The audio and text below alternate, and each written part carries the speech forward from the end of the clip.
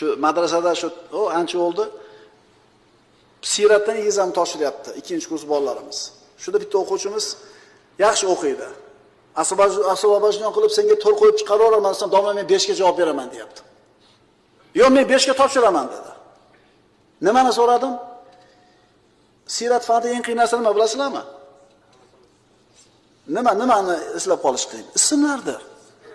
Men tarixiy voqealar eslab qolasiz, Mo'il mana g'azot bo'lgan, moncha qatnashgan ism eng qiyini.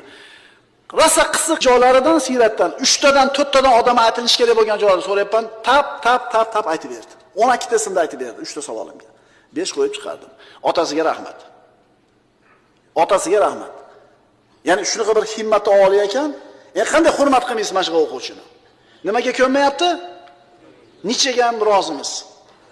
Biz yutamiz. Yutganda ham qanaqa yutamiz? 6 ta razm hisobidan yutamiz, 7 ta. Himmatni baland qilaylik, birodarlar.